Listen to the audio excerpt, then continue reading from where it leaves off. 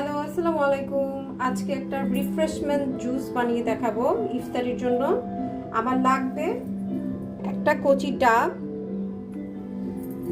Pink salt, coconut vinegar আর হচ্ছে একটা beetroot juice.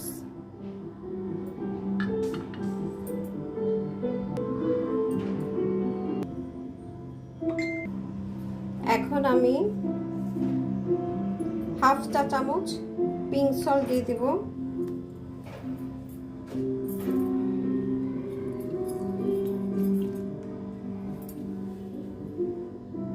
এক চা চামচ কোকোনাট ভিনেগার,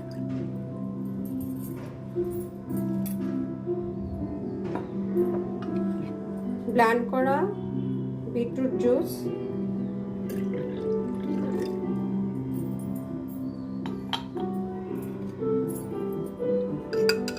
এরপর ভালো করে মিশাবো।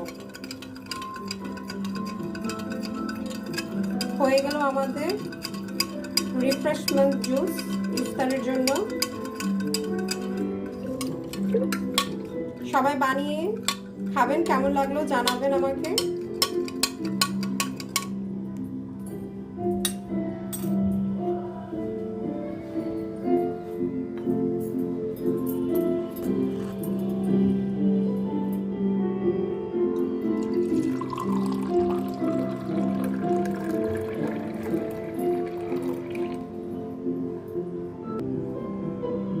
রংটাও খুব সুন্দর এসেছে, দেখে প্রত্যেকেরই খেতে ভালো লাগবে ইফতারে।